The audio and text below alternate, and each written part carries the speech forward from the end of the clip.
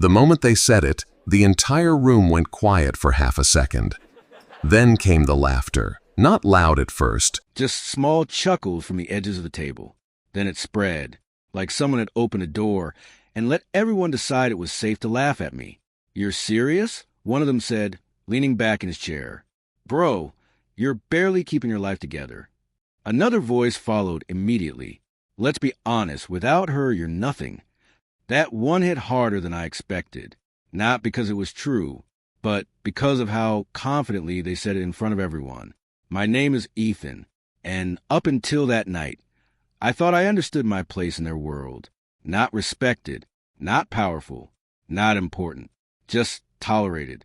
The kind of person people invite, because it would be awkward not to. We were at a private rooftop event in central London, one of those networking dinners that pretends not to be about status, but absolutely is. Glass walls, city lights, expensive wine nobody really drinks, and a group of people who all believe they're more important than they actually are. I should have known something was off the moment I arrived. No one greeted me properly, not like the others. Handshakes were shorter. Eye contact was weaker. Conversations paused just long enough for me to pass, then restarted like I wasn't part of them. Even the waiter hesitated before placing a glass in front of me, like I didn't belong there. And maybe that was the point, because sitting at the center table was my wife, Olivia, smiling, laughing, perfect posture, perfect dress, perfect performance. And next to her, her brother James, and two of her closest business friends. People who never missed a chance to remind me where I stood, or rather, where they thought I stood. I took my seat quietly. No interruption, no greeting, just observation. That's what I had learned to do in rooms like this. Observe first, speak last, react never. "You made it," Olivia said softly, glancing at me. Her tone wasn't warm. It was measured, like she was acknowledging an expected delivery, not a person. "Traffic was bad," I replied. She nodded once, then turned back to her conversation like I had already been processed. That should have been the first warning, but I was used to it. At home, it was similar, not cruel all the time, just dismissive in subtle ways, correcting my decisions, questioning my spending, making jokes that landed just slightly too sharp to be harmless. "You know, Ethan's always been more of a simple thinker," James said suddenly across the table. A few people laughed. I didn't. I just looked at him. He met my eyes and smiled wider. The kind of smile that says, "I could say anything here and you won't do anything about it. You don't mind, right?" He added casually. That question wasn't real. It was a trap. Say yes and you accept it. Say no and you look insecure. So I just shrugged slightly. "No, it's fine." And that's when I saw it. The shift in how they looked at me. Not respect. Not even neutrality. Just confirmation. He's exactly what we thought. The conversation moved on, but the energy around me didn't change. I became background noise.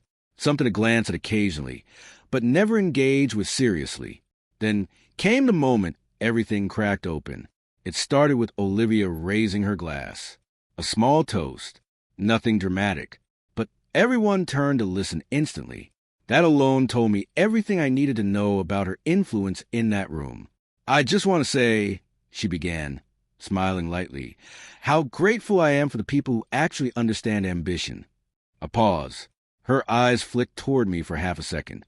Barely noticeable, but intentional. "Some people," she continued, "choose comfort over growth. And that's fine. Not everyone is built for pressure." A few nods around the table. James leaned back, clearly enjoying this. I didn't move. I already knew where this was going. "But I think," she said, voice slightly sharper now, "we all have to be honest about contribution." That word landed differently. Contribution. Not love. Not partnership. Contribution. And then she said it. Not directly at me. But everyone heard it anyway. There are people in this world who build things, and people who just exist beside them. Silence. Then a few awkward laughs. Then nothing. I felt every eye shift toward me. Waiting. Watching. Seeing if I would react. I didn't. because reacting would have meant she got what she wanted, control. Instead, I just took a sip of water. Slow, calm, but inside, something else was happening. Not anger, not embarrassment. Something more focused, like a switch turning on quietly in the background. Because, in that moment, I realized something important. This wasn't just disrespect. It was positioning. She wasn't joking. She wasn't venting. She was establishing a narrative. And narratives like that don't appear randomly. They're built over time, carefully. The dinner continued, but I stopped listening to most of it. Instead, I started remembering things. Small things. Pieces that didn't seem connected before. The way Olivia insisted on handling all financial discussions lately. The way she discouraged me from attending certain meetings. The way she casually started referring to her investments instead of ours. The way conversations stopped including me by default. I had ignored all of it because it was easier, because confronting it would have meant acknowledging something I wasn't ready to face. But sitting there, in that rooftop room, watching her perform confidence like it was a language she had mastered, I couldn't ignore it anymore. At some point, James leaned toward me. "Don't take it personally," he said quietly, though not quietly enough. "You're just not really built for this world." I looked at him, and for the first time that night, I didn't soften my expression. I didn't smile. I didn't nod. I just held eye contact. That confused him. Not anger. Not retaliation. Just stillness. A second passed. Then two. And then he looked away first. That was the first crack in his confidence. Small, but real. Olivia noticed it too. Her smile faded slightly when she saw it. Not concern for me. Concern for control slipping. But instead of addressing it, she doubled down. Of course she did. "Let's be honest," she said again, louder this time. "Some people just don't understand scale." Now she was performing for the room, not just speaking. Performing. That's when I started seeing the full structure of it. The way people nodded at her statements. The way her opinions weren't questioned. The way she controlled tone, pacing, direction. She wasn't just confident. She was in command. And I wasn't part of her equation. Not anymore. If I ever was. The dinner eventually shifted into smaller conversations. But I stayed quiet. Not because I was defeated, but because I was calculating, observing patterns, collecting details. Because something didn't add up anymore. If I was truly as insignificant as they believed, then why had I been included in certain decisions before? Why had Olivia once relied on my input for financial structuring? Why did she suddenly shift away from that? Something had changed, and I hadn't seen when. That night, when the event finally ended, people started leaving in groups. Laughter, handshakes, photos, fake warmth. The usual ending ritual of people who want to prove they matter. Olivia didn't walk out with me. She stayed behind talking to James and a few others. I didn't interrupt. I just waited near the exit. When she finally came out, she didn't look at me immediately. She adjusted her coat first, then her hair, then her phone, like she was resetting herself before acknowledging. "Ready?" she asked. "Yeah," I said. We walked to the car in silence. But it wasn't the comfortable kind. It was intentional silence. Controlled silence. The kind that says everything without saying anything at all. Halfway to the car, she finally spoke again. "You were quiet tonight." "I was listening," I said. She nodded. Didn't ask what I heard. Didn't care. Instead, she said something that stayed with me longer than anything else that night. "You should learn when to blend in," she said casually. "It's easier for everyone." Everyone. Not us. Not me. Everyone. That was the moment I understood the real dynamic. I wasn't just being dismissed. I was being managed. And people don't manage what they respect. They manage what they believe they can control. When we got home, she went upstairs immediately. No conversation. No warmth. Just routine separation. I stayed downstairs for a while, sitting in silence, looking at nothing in particular, thinking about everything, because now I couldn't unsee it. The laughter, the comments, the structure of that dinner table, the way they all agreed to easily when she spoke. It wasn't random. It was coordinated. even if they didn't consciously realize it. And I had just been standing in the middle of it, smiling when appropriate, quiet when expected, accepting the role they had assigned me. But something had shifted now, quietly, irreversibly, because beneath everything they thought about me, there was one thing they didn't know. I wasn't confused. I wasn't lost. I wasn't unaware. I had just been watching. And now, I was starting to see everything clearly. And the worst part for them? I hadn't even started reacting yet. The next morning, Olivia acted like nothing happened. That was the first thing that confirmed everything for me. No follow-up, no tension, no apology, no explanation, just normal routine. Coffee in the kitchen, phone in her hand, quick glance at me like I was part of the furniture again. "Did you sleep okay?" she asked casually. "Yeah," I replied. That was it. End of conversation. But I didn't miss what changed, because I was paying attention differently now. Not emotionally, structurally. People think betrayal looks loud. It doesn't. Most of the time, it looks like routine. It looks like someone continuing their life as if nothing important has shifted. That's what Olivia was doing. And that told me something very specific. She didn't think I was a threat, not even slightly. After she left for work, I sat alone in the kitchen longer than usual, just thinking, replaying the rooftop dinner in my head. The tone, the timing, the coordination of laughter, James' confidence, her control, the way everyone followed her lead. This wasn't random disrespect. It was established hierarchy, and I was at the bottom of it. The worst part? I had accepted it without realizing, not because I was weak, but because I had assumed it was temporary noise. Something people say without consequence. That assumption was gone now. I opened my laptop, and for the first time in a long time, I wasn't doing work. I was documenting everything. I started simple. Financial patterns, joint accounts, transactions, not because I expected to find something dramatic immediately, but because patterns always reveal intent over time. And I found it faster than I expected. Small transfers, not large enough to trigger alerts, but frequent enough to matter. Consultations labeled vaguely. Payments I didn't remember approving. Then something more specific. A legal advisory fee, under her name, not ours. Just hers. I stared at it for a long time, because that changed everything. This wasn't just emotional distance anymore. This was preparation. She was building something. Quietly, carefully, and I was not part of it. That realization didn't hurt the way it should have. It just clarified things, like a blurry image snapping into focus. I closed the laptop and made a decision not to confront her. Not yet. That would have been emotional, predictable, exactly what she expected. Instead, I started doing what she clearly wasn't expecting. I started planning. The first step was simple. Stop reacting. Start observing. The second step was harder. Act normal. Even more normal than before. Because now I knew I was being evaluated. Not directly, but indirectly. Every word, every reaction, every silence. So I gave her nothing new to analyze. Same tone, same routine, same responses.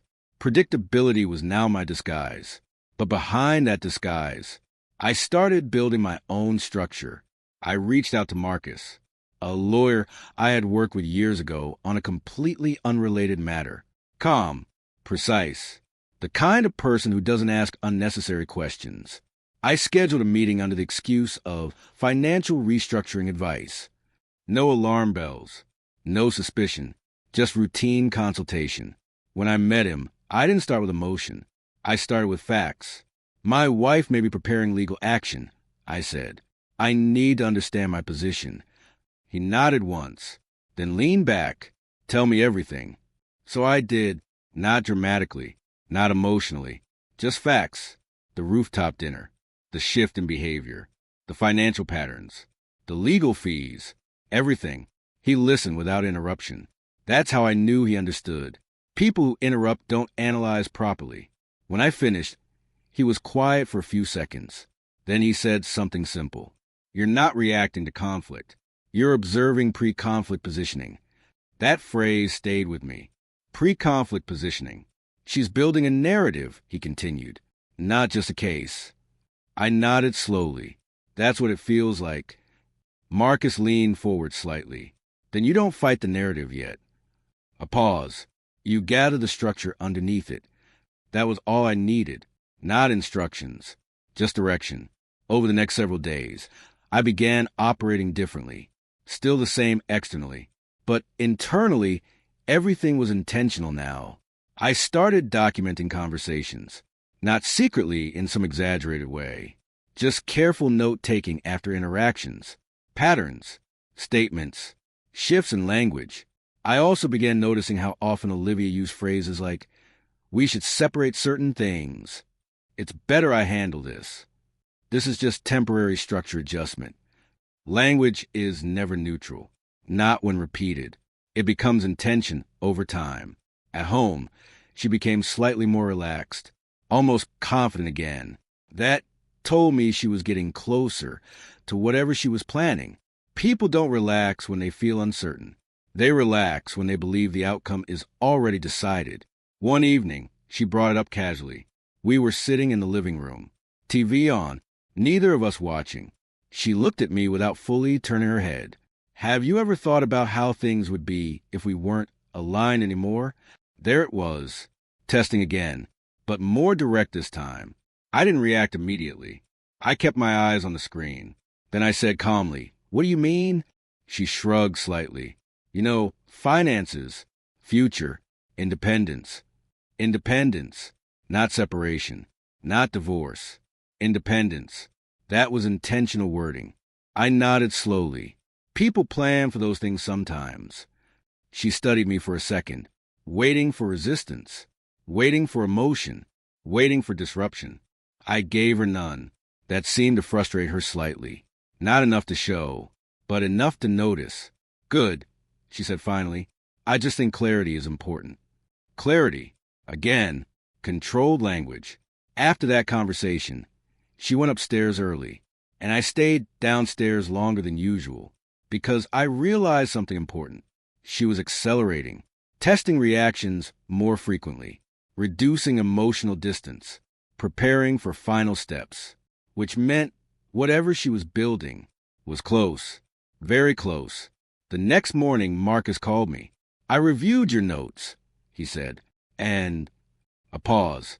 She's preparing something structured, likely financial separation with narrative advantage. Narrative advantage. That phrase again. "She's trying to control perception before action," he added. "That's why she's testing you." "So what do I do?" I asked. This time, his answer was different. "You stop being a participant in her narrative." I frowned slightly. "And become what?" "An observer outside of it." That didn't fully make sense yet, but I trusted the direction. That same evening, something shifted again. Not dramatically, but noticeably. Olivia came home later than usual. She looked satisfied, not happy, satisfied, like something had moved into place. She didn't talk much, just went about her routine quietly, almost carefully, like she was preserving energy. That's when I knew. The plan was close. Over dinner, she finally said it, almost casually. "I think we should start organizing things properly soon." I looked at her. Organizing what exactly? She smiled lightly. Everything. That single word changed the temperature in the room. Everything. Not part, not section. Everything. I nodded once. "That sounds serious." She shrugged. "It's just practical." Practical. That word again. And then she added, "I've already spoken to someone about it." There it was. Confirmation. Not suspicion anymore. Not assumption. Confirmation. I didn't ask who. I didn't react emotionally. I just took a sip of water. Slow. Controlled. Because now I knew something she didn't. She thought this was still in motion. Still unfolding. Still controllable. But I wasn't in motion anymore. I was already preparing for the point where everything becomes visible. That night, after she went to sleep, I sat alone in the dark living room. No phone. No noise. Just thought. Because there was a shift happening now. Not loud. Not dramatic. But irreversible. She thought she was organizing everything. But in reality, she had just revealed the timeline. And I finally knew how much time I had left. Not much, but enough. If I moved correctly. And that was the moment I stopped preparing quietly and started preparing precisely. The message came at 9:14 a.m. No greeting, no softness, no build-up. Just a location, a time, and a subject line that made everything feel real in a way nothing else had before. Final settlement meeting. Required attendance. I stared at it for a few seconds without moving. Not because I was surprised, because it meant she had officially committed. No more testing. No more positioning. This was the execution phase of her plan. I forwarded it to Marcus immediately. He replied within minutes. Good. Let her bring her version of reality. We'll bring documentation. That was all he said. And it was enough. The meeting was scheduled at a private legal conference room in central London. Neutral setting. Designed for clean resolutions. That alone told me everything. People don't choose clean rooms unless they believe they control the outcome. When I arrived, Olivia was already there. Sitting upright. Perfect posture. Same controlled expression she always wore when she wanted to feel untouchable. Next to her, her lawyer. Across from them, Marcus. And me. No greetings. No small talk. Just silence. The kind that feels intentional. Her lawyer opened first. As previously outlined, our client is seeking equitable separation based on financial independence restructuring and contribution imbalance. I almost smiled at how carefully he avoided emotional language. Everything was packaged. Everything was rehearsed. Then Olivia spoke. For the first time, she looked directly at me without pretending. Not soft. Not familiar. Just clinical. I think we both know this is the right step, she said. A pause. You've been comfortable for too long. Comfortable. That word again. The same one from the rooftop dinner. The same narrative she had been building for weeks. Marcus didn't react. He just placed a folder on the table. Slowly. Deliberately. Before we proceed further, he said calmly, we'd like to respond to the claims presented. Her lawyer nodded slightly. Go ahead. Marcus opened the folder. And everything changed. The first set of documents was financial. Not dramatic. Not emotional. Just clean structure. Transactions. Accounts. Timelines. Patterns that showed consistency, where she claimed instability. Instability, where she claimed control. Olivia shifted slightly in her seat. Barely noticeable, but real. Then came the second section. Legal communications. Emails. Consultations. Preparatory discussions. Her lawyer's expression changed first. Not panic, but recalibration. That subtle moment when a strategy stops feeling solid. Olivia leaned forward slightly. What is this supposed to be? She asked. Not loud. Not emotional. Controlled. But sharper than before. Marcus looked at her briefly. Context, he said. Then he continued. This demonstrates premeditated financial narrative construction prior to filing. The room went quieter. Even the air felt heavier. And then came the third section, the one that shifted everything. Recorded conversations. Not edited, not altered, just reality. Her voice, her statements, her planning. Words spoken when she believed no one was listening. A pause filled the room, long enough for everyone to understand what they were hearing. Her lawyer stopped flipping pages, just stopped, and looked at her. For the first time, Olivia didn't meet his eyes immediately. That was new. When she finally spoke, her voice had changed slightly. This is being taken out of context. But it didn't sound convincing, even to her. Marcus didn't argue. He simply placed one final document on top. The last one, internal legal correspondence. Her own planning notes, structured intent. The part she never expected anyone would see. That was the moment something inside her cracked. Not loudly, not visibly, but internally. Because now the narrative wasn't just challenged. It was exposed. Her lawyer leaned back slowly, and I saw it, the shift, from advocate to observer. The meeting didn't continue the way she expected after that. It became procedural, measured, cold, arguments softened. Demands reduced. Language changed. Because once intention is exposed, control disappears. And without control, there's only negotiation. At one point, she finally turned fully toward me. Not anger, not arrogance. Something closer to disbelief. "How long?" she asked quietly. I didn't answer immediately, because I understood what she was really asking. Not timeline, not process. How long have you known? I looked at her, and for the first time in this entire situation, I didn't feel the need to calculate my words. "Long enough," I said. That answer hit harder than anything else, because it wasn't defensive. It wasn't emotional. It was final. The meeting ended shortly after. No resolution announced. No dramatic conclusion. Just silence as everyone processed what had shifted. Outside the building, the air felt different, colder, or maybe just clearer. Olivia stepped out behind me. She didn't speak immediately, just stood there for a second, like she was recalibrating her entire understanding of reality. Then she said something I didn't expect. "You were never like this before." I turned slightly. "Like what?" "Prepared," she said. A pause. Detached. I nodded slowly. I just stopped assuming things would stay the same. That answer didn't comfort her. It didn't anger her either. It just removed certainty. And certainty is what she had been building everything on. Over the next few weeks, everything unraveled quietly. Not explosively, not dramatically, but structurally. Her claims weakened under documentation. Her confidence faded under scrutiny. Her narrative stopped holding weight outside her own perspective. And mine, it didn't need to grow louder. It just needed to remain consistent. That's the part people misunderstand about situations like this. The winner isn't the loudest voice. It's the one with the most stable foundation. One evening, months later, I was back in the same kind of rooftop setting where everything started.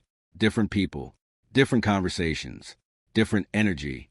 But this time, I wasn't the one being observed. I was just there, present, unbothered. Someone made a joke about people knowing their place. A few laughs followed. Then someone looked at me, expecting a reaction. I didn't give one. Not because I was proving a point, but because I didn't need to. Later that night, I walked alone for a while, thinking about how easily perception can become reality for people who don't look deeper, how quickly confidence gets mistaken for truth, and how dangerous that becomes when no one questions it. Because in the end, that was the real conflict. Not money, not marriage, not status. Perception. She thought she had defined mine, and for a while, everyone believed her. But perception only lasts until reality steps forward. And when it did, it didn't argue. It didn't shout. It simply revealed itself. And that was enough.